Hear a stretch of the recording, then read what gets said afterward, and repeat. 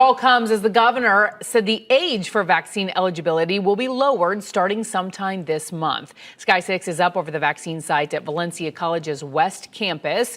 Yesterday, we saw long lines as people, including teachers, waited to get in. News 6's Nadine Yanis is there live tonight. And Nadine, this is just the second day teachers and school employees of any age are being allowed to get the vaccine there. And you are hearing they had a choice on which vaccine they wanted today. At least they did this morning as Johnson & Johnson came to the site for the first time, but only 500 doses, and those were out by noon. And then if you're looking at that Sky 6 video, it was a much different scene than yesterday. That's because they've exhausted all other vaccines just within the last hour, which is not why not many people are here right now. We spoke to some teachers who were excited to get their hands on that Johnson & Johnson vaccine today.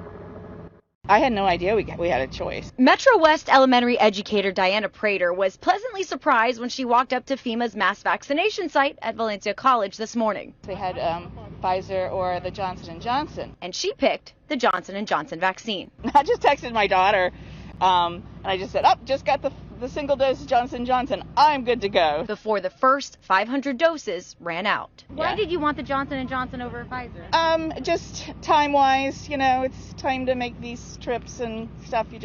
People are busy. She was one of many teachers at the site today.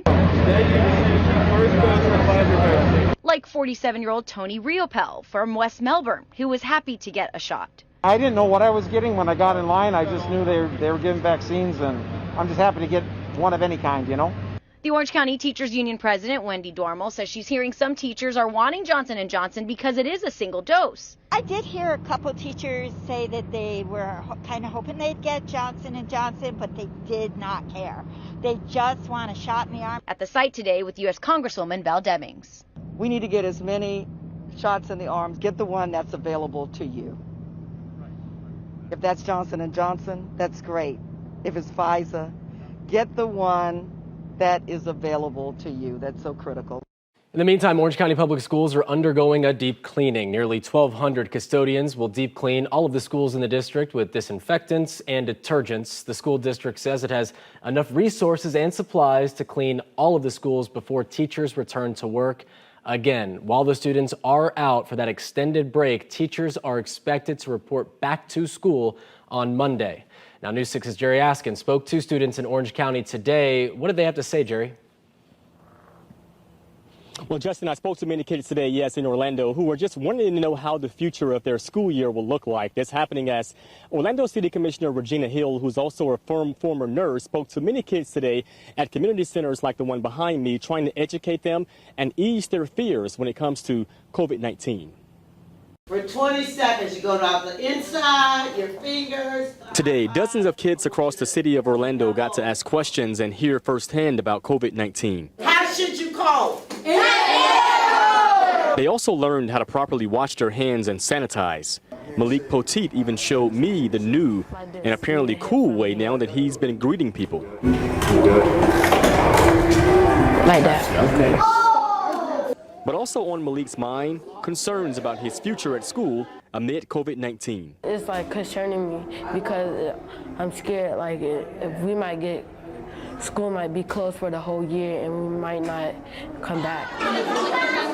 He's like many kids now enjoying spring break, but also waiting to find out if the rest of his school year could be partially or perhaps fully online. No one's giving you instruction as far as how you'll learn online or anything?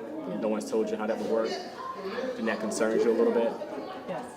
Okay. You feel like you'll learn better, though, with the teacher in the classroom. His community center director at Northwest Neighborhood Center has eased some fears for him. We try to educate them, tell them that it's something that we can get through, but everybody's got a part in it. Malik says he wouldn't mind heading back to the classroom to learn, and also for one more reason. I miss one of my friends, and one of my friends are my girlfriend.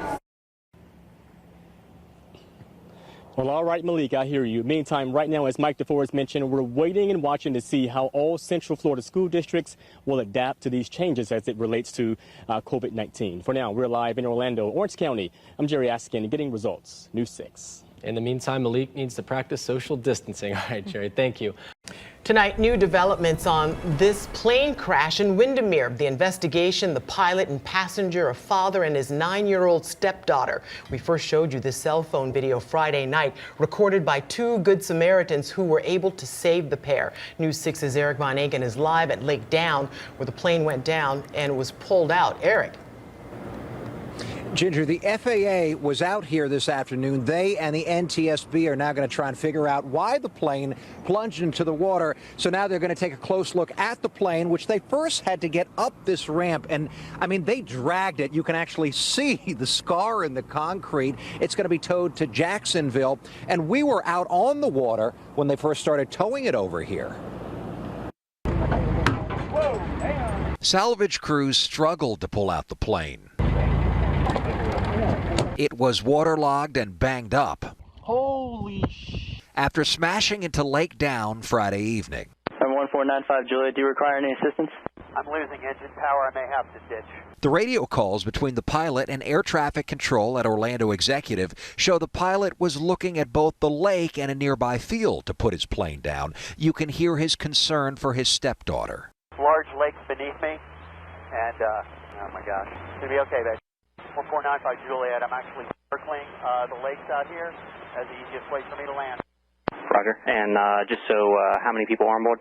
2 souls on board. When we got there, he was saying, grab my daughter, grab my daughter. He wasn't really going to be able to swim much longer. Austin Keaton and João Pacheco told us Friday night they pulled the pair from the plane seconds after they shot this video and got them safely to shore. The plane, though, sat on the bottom of Lake Down for 3 days. This is exclusive underwater footage. You can see it was upside down in about 15 feet of water. Getting the plane to this point was a complicated process. Divers had to swim down and attach those airbags, and they had to float the plane up to the surface of the lake. They tied that cord to the salvage boat. Now they're dragging it back to the boat ramp.